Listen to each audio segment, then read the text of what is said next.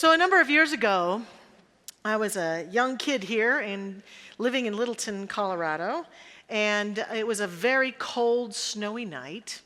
And my father came home, driving home from work, and when he walked through the door, he looked very different. He was white, he was clearly shaking, he was very disturbed by what had happened to him on the way home, and he described that as he was driving home that night, he had driven down a hill in the snow and ice, which we all know can be a little bit scary at times here in Colorado, and as he drove down the hill towards a red light where cars were stopped, he suddenly had this overwhelming urge to get off the road.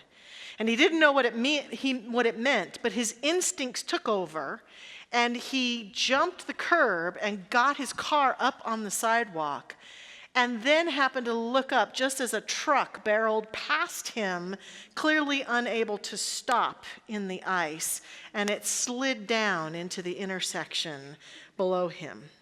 And he hadn't had an experience like that before, I don't think. And he came home shaking, saying, I don't know what it was within me that knew to get off the road just at that moment. He was, and he's still alive. He's an intelligent man, a very logical man, a very grounded man, but this just really threw him for a loop, that something inside of him shouted at him from inside, get off the road. He did, and he ended up being safe. And I remember talking as a family about how we sometimes have these instincts and this inner knowing that night. But the next day when he woke up and he was a little more calm, he was full of logical explanations about this story. Oh, I must have looked in the rearview mirror and seen the truck coming. I must have seen it and just didn't realize that I saw it. And he completely decided that feeling he described, where the hair on the back of his neck had raised, and he decided that was probably just a bunch of superstitious hoo-ha, and that something logical had taken over. And when I think about this story, I think about how we do that in our lives. How the reality of us is that we are very instinctual and intuitive beings of the universe. But that we become cultured at times, we fall into a habit at times of thinking that the thing that matters most when it comes to living our life and what's going on and what we should do and making decisions has mostly to do with what we know, what we see, and what we can discern in the world of form. And today, my message is embracing our intuitive nature. What might it take for you, for me, for all of us collectively to have more intact, working for us more often than not, more consciously, that aspect of us that acted that night on my dad's behalf, which I will argue till the day I die was his intuitive nature? What will it take for us to give up this addiction we have to logic and world of form and be willing to not let it go? I'm certainly not saying we don't include it in the dialogue and in the decisions, but not revering it, but having a greater balance. Embracing our intuitive, instinctual nature can do that for us. And my agenda here today, my unhidden agenda, is to convince us to live more in that balance by embracing our intuitive nature. So what is our intuitive nature? Let's start there. What does it mean to have an intuitive nature? I would say that from everything I've experienced in my life, my intuition is my superpower. My ability to experience my intuitive nature is very synonymous to my spiritual nature, to my innermost self, to an aspect of me that we could call the higher self, the essential self, the soul, that is plugged in and connected to the all that is. It's plugged in and connected to everything and everybody. It's super Alexa. It is the part of me that knows what's best for me in every situation and condition and relationship. It's the part of me that knows how to make the best decisions for myself and my life, despite even what other people might say or even what logic might dictate at times. I certainly know that my intuitive nature has called me to do things that people around me thought, well, that's crazy. Like become a minister, or come back to Mile High Church, or all sorts of interesting choices that I've made. But my intuitive nature is the part of me that I can rely on. That's the deepest aspect of me. There's a picture that's used a lot in personal growth that I've brought today, and I'm grateful for our production team for getting it for me. It's the picture of this, an iceberg. Above the surface, there's a small portion of the iceberg, but below the surface, there's more of it. That's you, that's me. That's how it is here in this world we live in. We revere what's above the water, and we think that appearance is everything. Not only how we look, how our life looks, but what we can see, touch, feel, taste, and smell, all those sensory things that live above the surface. Our culture tends to encourage us to revere those and rely on those. Where all the while, below the surface, there's a greater aspect of us. It's the subjective, subconscious, deeper mind of us that has recorded everything about us, that knows who we are, that knows where we've been, that can remember every decision we've ever made, that has recorded every conversation and every moment, that is connected to the eternality of us, where we've been before this life and where we're going next. It's the aspect of us that is deeply rooted and connected in our spiritual nature. And it is bigger, broader, and in fact, I would say more substantial than the surface aspect of us. And part of the secret of life in embracing our intuitive nature is learning to have the courage to go below the surface of the water and feel into that aspect of us and sense that intuitive side of us and prove to ourselves over and over and over again that we have a reliable help system that lives within us.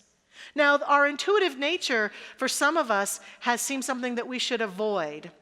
We thought we should avoid it at times because it has appeared to lead us into things that weren't so idyllic and perfect, which I'll talk about a little later. Some of us have learned to avoid this nature of ourselves because we've been part of teachings, or we had people in our lives who were superstitious, who felt that the intuitive aspect of us was a not so holy aspect of us, was some force that is for not good talking to us, some evil force in the universe that we should avoid. And our teaching does not believe in that kind of evil. We certainly believe that people get off track and get caught up in their human condition and their ego, and when they do that, they are tempted to behave in ways that are not so powerful and constructive. But we don't believe that there's a force that is against us, or that is an evil force that is the source of our intuitive nature. We may have avoided our intuitive nature because we think that means we have to be psychic, and that we have to be able to sit down and do readings for people everywhere and tell people their future, or carry a crystal ball with us everywhere we go, or some crazy thing like that. And while our intuition does include the ability to be psychic and to stand in this now moment and feel into the time-space continuum, if you will, and feel into the forward nature of things, it's a skill that some people who are intuitive do develop. Indeed, some psychics even call themselves intuitives now versus being psychic. But it doesn't mean that everyone who's intuitive necessarily walks around being psychic all the time. Just like we all know how to run, but we don't all run around all the time. It's a skill we can choose to use or not. It's up to us. We also may have avoided our intuitive nature because we think that it means we have to be some sort of medium, and that it'll be scary because we'll have to see dead people or something. People who've gone to the other side. And while there are people whose intuition has led them into that kind of skill and ability, I think, I've certainly experienced it in my lifetime with people and in my own personal experience, but not everybody goes there either. So intuition isn't necessarily this woo-woo stuff that we've defined it as. or this superstitious stuff we've defined it as. In fact, it's interesting that science is now beginning to tell us more and more that we make more decisions based on our intuition than science even realized.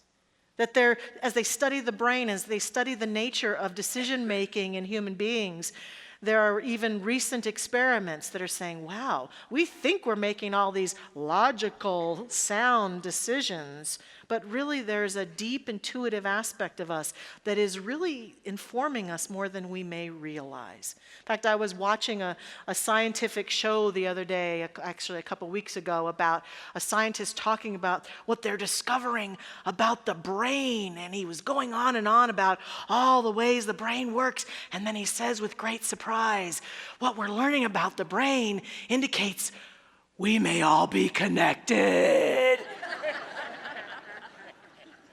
And I was like, yeah, we've known that for years. So our founder, Ernest Holmes, talks a lot about intuition. And he tells us, by intuition, we already know that we are one with the infinite. We must come to recognize the universal spirit with which we commune and in which we live and move and have our being as a constant source of inspiration and of guidance. In this way, our thought patterns gradually form themselves in such a manner as to conform to the nature of reality. So our intuition truly can serve us powerfully. We begin to tap into it. We also hear funny things about it. I saw this cartoon recently of these two elderly gentlemen sitting at a table drinking a beer together, and one of them says to the other, "My wife's female intuition is so highly developed, she sometimes knows I'm wrong before I've even opened my mouth." Yeah. So while we talk about female intuition, we all got it. It's in all of us, I believe. And so that's what we believe our intuitive nature is. Now, why would I want to use it? John Cassavetes says you can defeat fear through humor, through pain, through honesty, bravery, intuition, and through love in the truest sense. For me, what I see happening in our culture, in our world right now, and I'm sure it's gone on for some time, is that people who run the news and who post on social media sometimes and who want to influence the conversation have begun to get that we are very caught up in fear. And so they've figured out that the sound bites that attempt to show us how afraid we should be of one another, how afraid we should be of our world leaders, and how afraid we should be of the weather, and how afraid we should be about what's going on, that's the stuff that makes it to the top of the news story. And some attempt to show other things that are going on, but we forget, because we get caught up in that fear-based what we see in the world of form stuff, we forget that there is so much more good going on than not good. That there is so much more of human beings supporting, loving, and lifting up other human beings than not. That there's so much more sun going on than storm. We forget this part, and we get caught up in our fear, and then we live from fear, and we spout fear, and we talk to each other about what we should be afraid of and who we should be afraid of and what's going to happen, and we project all these fear-based ideas out into our world, and we get convinced to live in fear 24/7. And it doesn't feel good. It doesn't serve us. It's the lowest aspect of us to be fear-based all the time. And then the world continues to experience greater and greater discontent. Somewhere along the way, when we begin to embrace our intuitive nature, we start to understand that fear has its place. But for most of us, the statistical reality of our need to be afraid all the time is this, and we're living it like this. You know, we live pretty safe lives here. And we get to listen to our intuitive nature, which one of the greatest gifts of our intuitive nature when we use it consciously and properly is that when we really do need to have our fear on board, which then activates a whole bunch of systems that can cause us to act, to run, to make a new choice, we can do so powerfully. When we overuse it all the time, we can't really know what we need to really be afraid of and what we don't. So our intuitive nature, when we start to use it, one of the things that I have found is it causes me to be fearless. To be more fearless in my life, about our life, about the life we share in the world, about the decisions that I'm making, the risks that I want to take. There's a fearless energy within me because I can walk forward and trust my intuition. Now, some of us have abandoned our intuition, as I said earlier, because there have been times that we followed our hunch and it hasn't turned out so well. And so we're tempted to say, oh, well, that intuition stuff just doesn't work.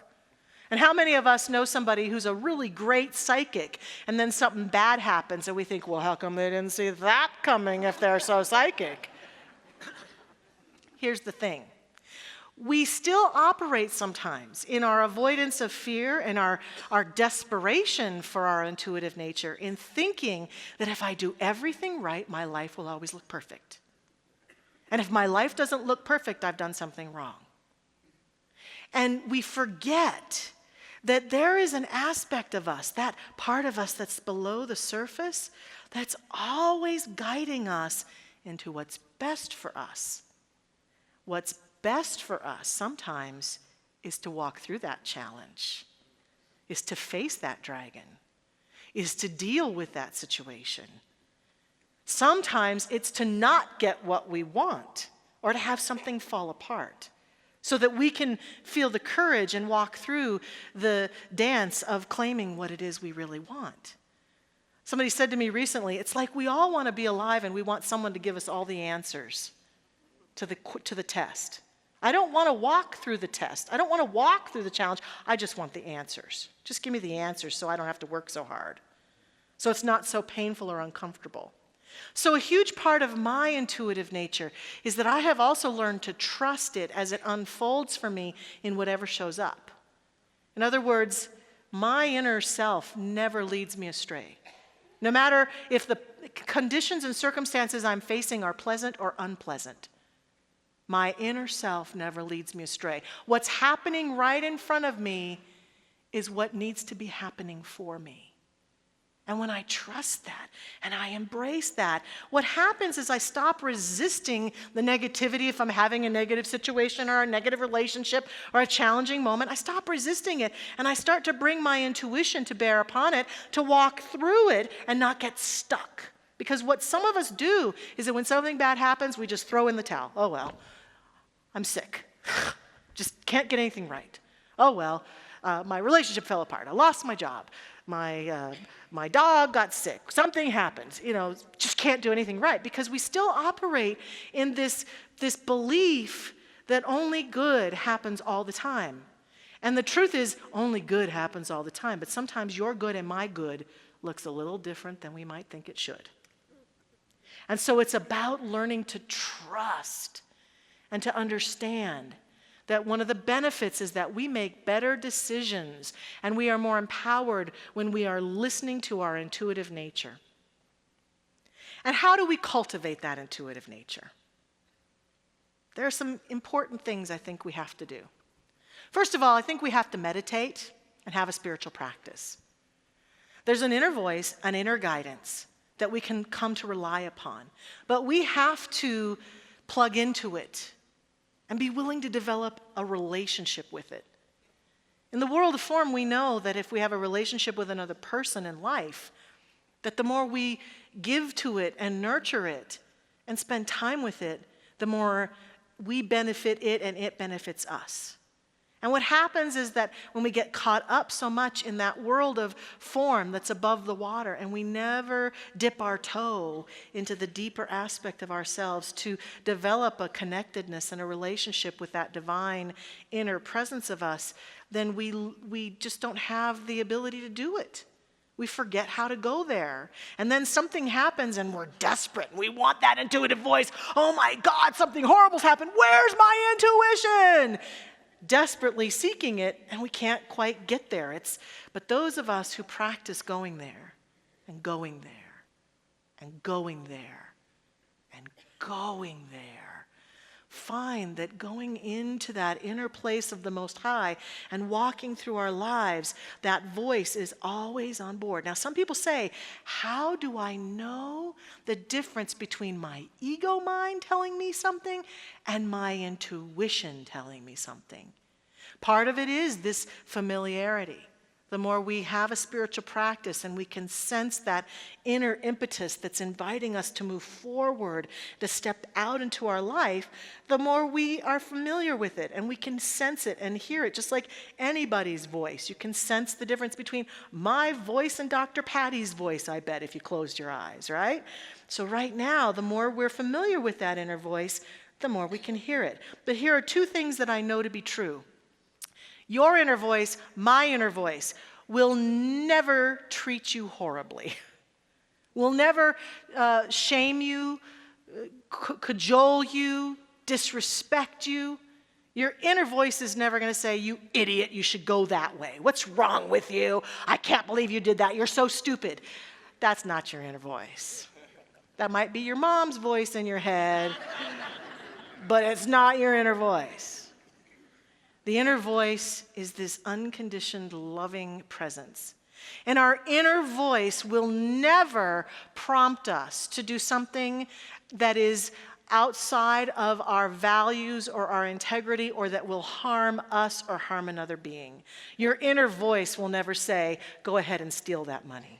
Go ahead and lie to that person. Go ahead and take that even though it's not yours. That's not the inner voice.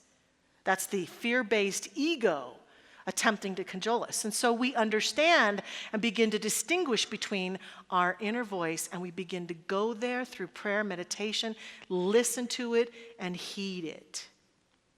Also, there are things that we do in life. Each one of us has places where we're tempted to fall into addictions or things that don't serve us, things that distract us, things that numb us out. It can be anything from substances like alcohol or drugs or food to relationships, to sex, to games in the internet, to social media, to television, to all these different things that we utilize sometimes to numb ourselves out so that we can't and don't hear that inner voice. Sometimes we don't like what it's saying. It's saying, go out and be magnificent today. I'll just sit here and watch TV instead. Oh. You know, in my life, I gave up 2 years ago and have not eaten any sugar or flour for 2 years. And while that's a good thing to celebrate. And while that certainly had a great health benefit for me, here's the number one benefit. I see clearly now than I ever have in my whole life. And my intuitive voice is stronger than it's ever been, because that's my place where I have used substance to numb myself from my own inner voice. And so learning to have the discipline to set aside those things that no longer serve us. I think we use those things sometimes to numb ourselves from life itself and the anxieties of life, to numb ourselves from maybe emotional pain from our past, and to numb ourselves from our innermost self that is calling us to be magnificent.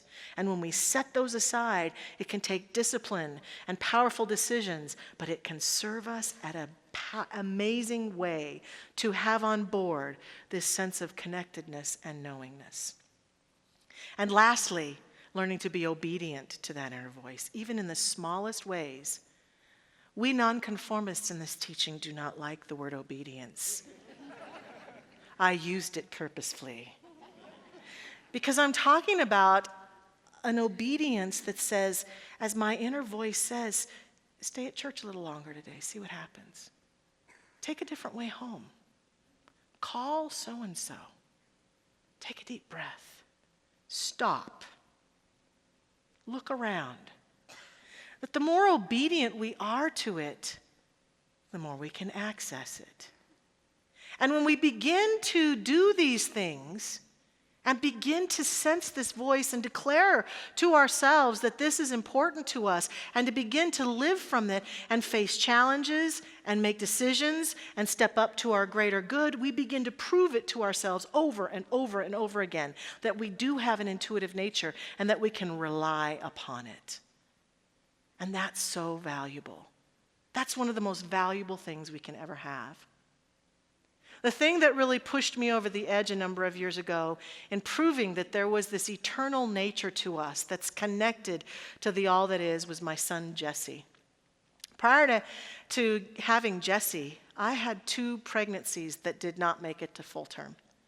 And while I was very sad about this, when we finally got pregnant with Jesse, I was so happy that it feels like those 2 non-successful pregnancies just kind of fell by the wayside, and we had our son, and he was amazing, and we never talked about those 2 former pregnancies, never told Jesse about them, and there came a moment in his life where he was beginning to talk a lot and beginning to have conversations and seemed to understand what was going on around him. And one night, I was in his bed reading him his goodnight stories, and as I was completing those stories, I was just laying there in bed with him, kind of looking at his little sweet face before I kissed him goodnight. And something in me prompted me, and so I said to him, Jesse, before you came to be here with Daddy and me, where were you? And he said in exasperation, oh, Mommy, I tried come 2 times before now, and I could not get here. And I just sat there going, oh my gosh. And I get chills just telling that story even now. That a part of him was speaking to me in that moment. And I realized there's a deeper aspect of all of us that knows that it knows that it knows. And after that moment, I was convinced. I was convinced that there's an intuitive nature in my son, and I trust it implicitly. And I'm convinced that there's an intuitive nature in me, and I trust it implicitly. And I urge each one of us this week to live our lives as though we trusted ourselves, as though we hear ourselves, as though we absolutely know that our inner voice is on board and is guiding us forward.